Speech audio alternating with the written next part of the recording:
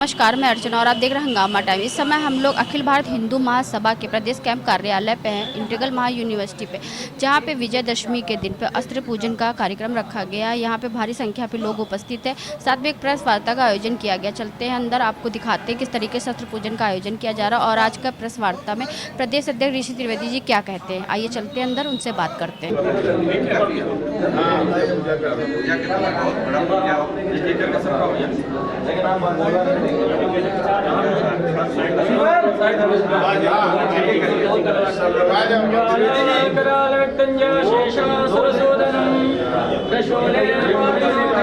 आज विजयदशमी के पावन पर्व पर जो है यहाँ कार्यक्रम किया गया इंटीग्रल स्थित हिंदू महासभा के द्वारा। क्या कहना चाहेंगे, क्या ये किसी प्रकार का मतलब शस्त्र प्रदर्शन भी कह सकते हैं इसको, या शस्त्र पूजा है?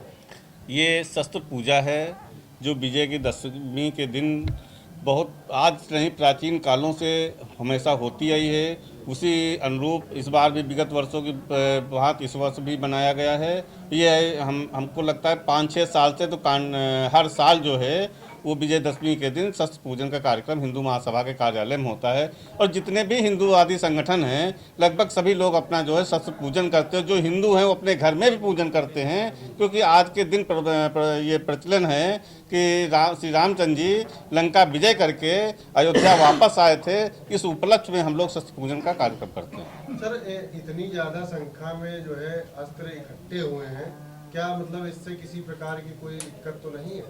सर, जो शस्त्र हैं वो शस्त्र बाकायदा लाइसेंसधारी हैं, बाकी हमारी रक्षा के लिए हैं। उससे दिक्कत क्या होगी? हमारे अपने शस्त्र हैं, हमारे साथ हैं, हमको लाइसेंस प्राप्त है, उसमें किसी प्रकार की कोई दिक्कत नहीं है। और हम कोई प्रदर्शन नहीं कर रहे हैं, हम उसका पूजन कर रहे हैं जो कि हमारा शस्त्र है और पूजन करना हमारा अधिकार है और हम उसका पूजन करते हैं। सर, हिंदू महासभा के ऊपर अभी स्वामी प्रसाद मौर्य जी ने कहा कि देश के बंटवारे के लिए जो है हिंदू महासभा जिम्मेदार है। क्या आप जिम्मेदार हैं? देखिए, 1918 में मुस्लिम लीग बनी और 1912 में मुस्लिम लीग बनी और 1915 में जो है हिंदू महासभा की स्थापना हुई। जिस समय मुस्लिम लीग की स्थापना हुई उस समय ही बंटवारा कन्फर्म हो चुका था। देश का बंटवारे के लिए ही मुस्लिम लीग की स्थापना हुई। इसलिए जो मुस्लिम लीग है, मुस्लिम लीग की वजह से देश का बंटवारा हुआ। हिंदू महासभा तो उसको हमेशा रोकती रही कि देश का बंटवारा न हो। वो आज भी चाहती है कि हमारा देश अखंड राष्ट्र हो। तो हम हिंदू महासभा कहीं बंटवारे के पक्ष में कभी रही ही नहीं। सर, स्वामी प्रसाद मौर्य जी पूर्व कैबिनेट मिनिस्टर रहे और चूंकि प्रदेश स्तरीय नेता है, तो कहीं ना कहीं हिंदू महासभा पर उन्होंने जो है ये आक्रमण किया, तो क्या सीधे तौर पर आपसे जवाब मांगा है? ओछी राजनीति हम कहेंगे इसको, या ओछी लोकप्रियता पाने के लिए वो ऐसे स्टैंड ऐसे जो है जो बयानबाजी करते हैं, इससे कुछ भला नहीं होने वाला है। उनकी जो स्थिति है वो आप सब लोग देख रहे हैं कि वो कहाँ जा रहे हैं। तो राजनीति में इस बार वो अपनी सीट बचाने में भी कामयाब नहीं होंगे। जैसे उन्होंने अपने को चरितार्थ कर दिया है कि हम हिंदू विरोधी हैं, तो हमको नहीं लगता कि कोई हिंदू उनके साथ खड़ा होगा। सर, 2024 चुनाव आ रहा है, क्या रणनीति रहेगी?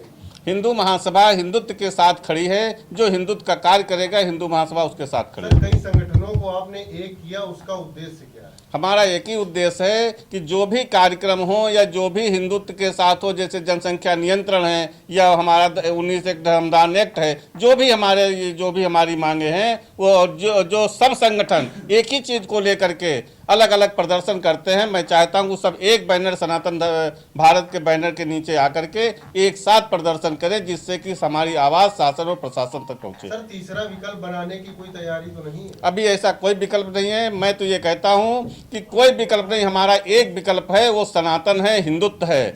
कोई तीसरा कोई दूसरा विकल्प, हम तो एक विकल्प के हैं ना। हम जात पात की करो विदाई, हिंदू हिंदू भाई भाई, उस नारे को आत्मसात करते हुए हम चाहते हैं कि ना कोई ठाकुर है, ना कोई बनिया है, ना कोई यादव है, ना कोई बैश्य है, सब हिंदू हैं। इसलिए सब एक साथ संगठित हो जाएं। तो जो बांटने वाला काम करते ना कि आप यादवों की वोट ले लो, आप जो है ठाकुरों की वोट ले लो, आप ब्राह्मण की वोट ले लो, ये सारी चीज़ बंद हो जाएगी। जिस दिन हिंदू सनातनी एक हो जाएगा उस दिन हम नंबर 1 होंगे, नंबर 2 नंबर 3 कोई मोर्चा नहीं। सभा की जिम्मेदारी कैसे उठाएंगे और क्या मतलब रणनीति क्या है, क्या मतलब साबित करना चाहते हैं? क्या हिंदुओं का साथ, हिंदुओं का विकास आप भी करेंगे? देखिए, हम हिंदू और किसान की बात नहीं करते हैं, हम जनमानस की बात करते हैं। किसान अपना कार्य करता है और हिंदू हिंदू है ही। हिंदू को कोई छिपा थोड़ो है। हिंदू जैसे पहले था वैसे आज भी हिंदू है। सनातन धर्म बहुत पुराना, कोई आज का बनाया हुआ थोड़ा ना किसी के बताने से बन जाएगा। किसान भी हिंदू है और हिंदू भी किसान है, सभी लोगों का अपना अपना कार्य है, तब अपना अपना कार्य कर रहे हैं। सर, हिंदू महासभा का मानना है कि हिंदुस्तान के जितने वासी हैं वो सारे सनातनी हैं, सारे हिंदू हैं, उस पर क्या करेंगे? देखिए, हिंदुस्तान का मानना नहीं, ये सत्य है, अटल सत्य है। जो पूरा हमारा सनातन धर्म है वो कोई आज का बना नहीं है, वो पुराणों का लिखा पढ़ी है, वो पुराणों से चल रहा है। और सनातन धर्म एक ऐसा धर्म है जो पूरे देश के सभी छोटे बड़े हर वर्ग को लेकर के अपने साथ चलता है। और सनातन धर्म एक मंत्र है, जो भी उसके साथ चलेगा वो सभी विजय की तरफ चलेंगे। सर, किसानों की मांगों को लेकर के आए दिन जो है धरना प्रदर्शन चलते हैं, तो कुछ किसान यूनियन सरकार के पक्ष में कहते हैं, कुछ विपक्ष में कहते हैं। क्या इससे मतलब समझ में आता है कि किसानों का हित हो रहा है या अहित हो रहा है? देखिए, हमारा काम है छोटी बड़ी किसानों की, मजदूरों की समस्याओं को उठाना, अवगत कराना। अगर हम सरकार को वोट देते हैं, सरकार को चुन करके सत्ता में भेजते हैं, क्या हमें अपनी जिम्मेदारी नहीं है कि हमारा जो कार्य नहीं हो रहा है उस कार्य को हम ऊंचे स्तर तक ले जाएं, पत्र के द्वारा, धरना प्रदर्शन के द्वारा अधिकारियों तक बताएं या प्रशासन तक बताएं? ये हमारा नैतिक धर्म है, हम उसी कार्य को करते हैं। जब सत्ता सरकार हमारी नहीं सुनती है तब हम प्रदर्शन करते हैं, धरना देते हैं, अपना पत्र देते हैं, वो लोग हमारे कार्य को भी करते हैं। हम कभी पक्ष और विपक्ष का कार्य नहीं करते। जब कोई भी, वो सत्ता हो, शासन हो, अधिकारी हो, कोई भी वर्ग हो, जो हमारी बात को नहीं सुनेगा उसके खिलाफ हम धरना प्रदर्शन करेंगे, कार्य भी हम उसी से करवाएंगे और वोट भी हम उसी को देंगे। ये हमारा कार्य नैतिक धर्म है, उसी को हम लोग करते हैं और हर कार्य को करने का नियम है, नियम के तहत हम लोग कार्य करते हैं। सर, चुनाव का टाइम आता है तो नेता या जनप्रतिनिधि किसान यूनियन बाकी संगठन के पास जाके मुलाकात करते हैं और उनसे अनुरोध करते हैं, उसके बाद में वो नजर नहीं आते हैं, तो उससे जनता का नुकसान है या फायदा है? देखिए, जब 5 साल चुनाव आने के पहले लोग बड़ी अच्छी अच्छी बातें करते हैं और 5 साल जब बीत जाता है तब वो जब लोग गांव ग्रामीण में जनता के पास जाते हैं, तब गांव का आदमी, गांव के जो भी हमारी माताएं, बहनें, बुजुर्ग, युवा हैं, वो भी सवाल करते हैं। जिनको हमने 5 साल चुन करके भेजा, उन्होंने हमारे साथ 5 साल क्या अच्छा किया या क्या बुरा किया? क्या किसान यूनियन इस पर भी प्रदर्शन करेगी? नहीं, देखिए, समय आएगा, बिल्कुल प्रदर्शन करेंगे। हम अगर आपको वोट देते हैं, आपको मंत्री बनाते हैं, आपको प्रधानमंत्री, मुख्यमंत्री तक बनाते हैं और 5 साल बाद जब आप हमारे यहाँ वोट लेने आएंगे तो हमारा धर्म नहीं कि हम आपसे सवाल जवाब करें कि हमने आपको किस लिए चुन करके भेजा था। आप हमारे गांव का विकास करेंगे, हमारे युवाओं को नौकरी देंगे, हमारे साथियों को आगे बढ़ाएंगे, हमारा भी नैतिक धर्म है, हम उनसे भी जवाब सवाल करेंगे। समय पर हर कार्य को करने का जब समय आए उस समय आवाज़ जरूर उठानी चाहिए। ये सभी लोग करते हैं और हम लोग भी यही कार्य कर रहे हैं। जो आज शस्त्र पूजन किया गया है, जैसा कि हिंदू महासभा और बाकी सनातन धर्मियों का मानना है, एक हाथ में शस्त्र और एक हाथ में शास्त्र, तो उस पर क्या कहेंगे और किस प्रकार का ये शस्त्र पूजन है? देखिए, ये तो हमारे सनातन धर्म की हमेशा से मान्यता रही है, शस्त्र और शास्त्र का पूजन। क्योंकि शास्त्र जो है ज्ञानवर्धन के लिए होता है और अपने इतिहास की और अपने कर्तव्य की और अपने जो है महापुरुषों के और दिव्यत्व की जानकारी के लिए होता है।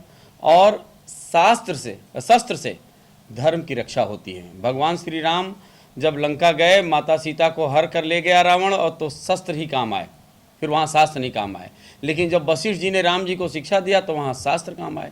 सर, बुद्ध जी ने अहिंसा परमो धर्मा का दिया, उससे कितना आप समझते? देखिए, अहिंसा परमो धर्म है, लेकिन उसमें आगे कहा गया है गीता में कि धर्म हिंसा तथैव च।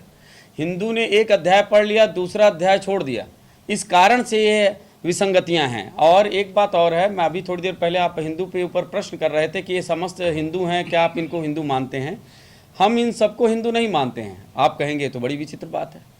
यह हम नहीं कह रहे, हमारे शास्त्र कहते हैं। ये इन हिंदुओं से आप सही चीज़ की अपेक्षा नहीं कर सकते, क्योंकि ये संस्कारहीन हिंदू हैं। मनुस्मृति में कहा गया, जन्मना जायति शूद्र संस्काराद्विज उच्यते वेद पाठी स विप्रह ब्रह्म जानाति इति ब्राह्मण, कि जन्म से सभी शूद्र हैं, चाहे कोई जन्म ले।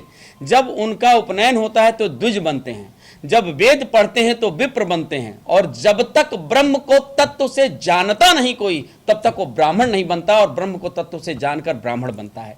कारण है हिंदू के घर में जन्म तो ले लिया लेकिन संस्कार से हीन है, इसीलिए आज हम जो अपेक्षाएं रखते हैं वो पूरी नहीं होती, वो कंग कर्तव्य विमूढ़ हैं। आज इजराइल ने अपने जनता को और 100% जनता को उनको शस्त्र की जानकारी दी, उनको ट्रेनिंग लेना वहां अनिवार्य है, चाहे लड़की हो चाहे लड़का हो। 15 वर्ष से ऊपर हुआ 2 या 3 वर्ष तक हर व्यक्ति को आर्मी की ट्रेनिंग लेना अनिवार्य है। लेकिन हम भारतीय होके और इस महान महाभारत जैसे ग्रंथ को हमारे वहां रखते हुए हम इस महान ज्ञान को भूल गए और इसी कारण से ठोकरें खा रहे हैं। याद रखिए, विराधु ने म्यांमार में कहा कि आप कितने सहिष्णु हो, लेकिन आप बौद्ध धर्म की बात किए, लेकिन उन्होंने कहा आप कितने सहिष्णु हो लेकिन आप पागल कुत्ते के बगल में सो नहीं सकते।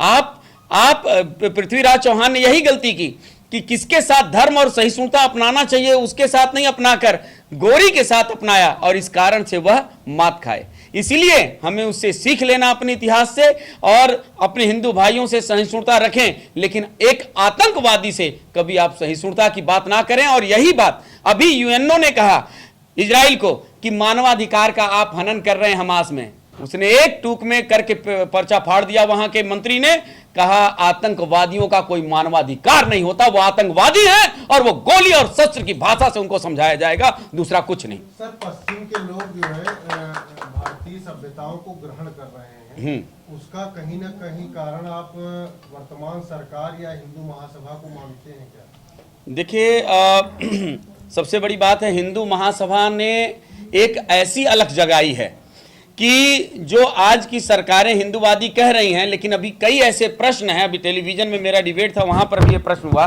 कि जिनको भूल गए हैं लोग। आज 10 साल से बीजेपी सरकार है, लेकिन सर्वथा अन्यायपूर्ण है 1951 धर्मदान एक्ट। धारा 30 से हमारे हिंदू संस्कार विहीन क्यों होते जा रहे हैं? क्योंकि हम अपने शैक्षणिक संस्थानों में अपने धार्मिक ग्रंथों को पढ़ा नहीं पा रहे हैं, और उस हमारे मंदिरों का सारा पैसा और वह चला जा रहा आतंकवाद में। और आज दिल्ली जैसे स्थान पे इमामों को और मौलवियों को तनख्वाह मिल रहा है, लेकिन पुजारी भूखे मर रहे हैं।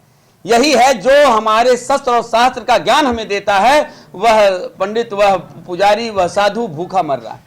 उसके लिए कोई सरकार नहीं सोच रही है, और इसलिए इस बात को मैं कमी देख रहा हूं। लेकिन अखिल भारत हिंदू महासभा ने ठाना है कि 1951 धर्मदान एक्ट हटाना है, धारा 30 से हटाना है, गौ माता को संस्कार जो है सम्मान देना है, और जनसंख्या नियंत्रण लाकर जनसंख्या नियंत्रण करना है। अभी बहुत सारे ऐसे मुद्दे बाकी हैं जिन्हें करना है, और जिनको वर्तमान सरकार करने में अक्षम है, नहीं कर पा रही, ना ही इच्छा शक्ति नजर आ रही है। और उसी को पूरा करने के लिए अखिल भारत हिंदू महासभा का उद्भव हो रहा है, और निश्चय है हमारा ये सोच है, वी शैल ओवरकम समडे, हम होंगे कामयाब, इसमें कोई दो राय नहीं। कहते हैं आप कि ये जो आज का कार्यक्रम था विजयदशमी पर हिंदू महासभा के द्वारा किया गया, कैसा लगा आपको, और क्या इस प्रकार के कार्यक्रम क्षेत्र में होते रहना चाहिए?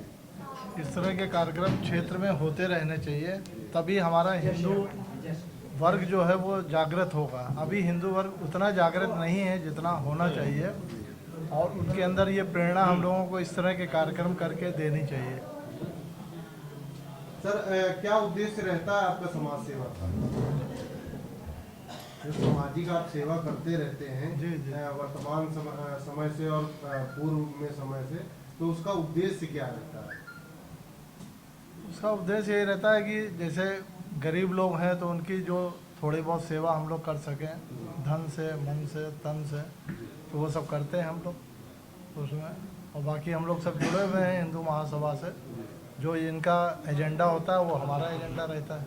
तो ये वैसे शस्त्र पूजन था, और ये वर्षों से होता आ रहा है। हिंदू महासभा कार्यालय जब से इंटीग्रल के सामने बना हुआ है, प्रत्येक वर्ष ये कार्यक्रम होता आ रहा है। और जो यहाँ शस्त्र पूजन हो रहा है, जो नियम कानून बनाए हैं सरकार ने कि 8 इंच से ऊपर की ब्लेड यूज़ नहीं कर सकते, उसी तरह के शस्त्र हैं, या फिर जो हमारे पास लाइसेंसी हैं वही चीज़ें यहाँ पे शो की जा रही हैं। तो सर, सनातन धर्म को एक करने के लिए क्या जागरूकता अभियान आप चला रहे हैं? हिंदू महासभा ने एक नारा बनाया है, जात पात की करो विदाई, हिंदू हिंदू भाई भाई। लखनऊ के अंदर हर मोहल्ले में हिंदू महासभा का आज कम से कम 2 कार्यकर्ता हर मोहल्ले में, हर सेक्टर में, आप कहीं भी पहुंचेंगे जानकारी करेंगे, पूरे लखनऊ के अंदर 2-2 कार्यकर्ता हम जोड़ रहे हैं। सर, काफी लव जिहाद और अन्य हिंदू मामलों को लेकर के आप काफी एक्टिव रहते हैं। जी, मैंने कई बार थाना दिवस या बाकी थानाओं पे या अन्य जगह आपको मैंने पाया, क्या उसका उद्देश्य क्या रहता है? देखिए, लव जिहाद एक बहुत बड़ा रैकेट है। वैसे तो जिहाद जो नाम जुड़ा हुआ है, इसके अंदर 72 तरह की चीज़ें हैं। ये 72 फिरके मुसलमानों में जिनके द्वारा किया जा रहा है। लव जिहाद के अंदर कोई भी मुस्लिम युवती नहीं आ रही है, केवल हिंदू ही क्यों आ रहे हैं, क्योंकि टारगेट बेस्ड काम चल रहा है। हिंदू युवती को बरगला कर ये कार्य किया जा रहा है। इसमें सभी लोग मिले हुए हैं और सरकार जब तक इसके ऊपर कोई बहुत बड़ा कानून नहीं लाती है तब तक ये ऐसे ही बरकरार रहेगा। क्या इसके ऊपर सरकार ने कानून लाई तो है? जो सरकार कानून लाई है वो बहुत ढीला कानून है। आप देखें कि अगर 100 मुकदमे थाने में जा रहे हैं, यहाँ से 10 किलोमीटर की रेंज ले लें, लखनऊ के अंदर 5 थाने हम बता देंगे आपको, जैसे मड़ियाँव है, गुड़म्बा है, विकास नगर है, अलीगंज है, इंदिरा नगर है। इसके अंदर लगभग हर दूसरे दिन लव जिहाद का एक मामला है, लेकिन 100 में से केवल 15 मामले लिखे जा रहे होंगे, बाकी 85 मामले चौकी पे ही निपटाए जा रहे हैं। सर, उसकी समस्याओं को लेकर के जब आप लोग थाने जाते हैं या संबंधित अधिकारियों के पास जाते हैं, डीएम के पास जाते हैं, क्या आपकी उचित कार्यवाही होती है? जो मामला हमारे थ्रू ऊपर जा रहा है, उच्च अधिकारियों में जा रहा है, उन पर कार्रवाई हो रही है, लेकिन हमसे कितने लोग संपर्क कर पा रहे हैं या हिंदू महासभा से कितने लोग आ पा रहे हैं मदद के लिए? जो हमारे पास आ रहे हैं हम उन तक उनकी बात आगे पहुंचा रहे हैं, उन पर कार्रवाई हो रही है।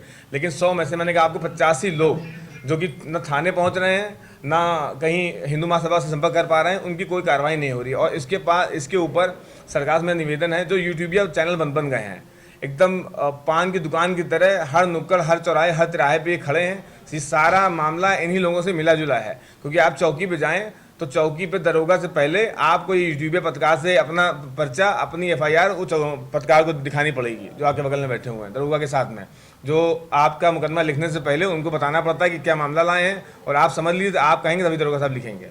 ये इसलिए सब फैल रहा है।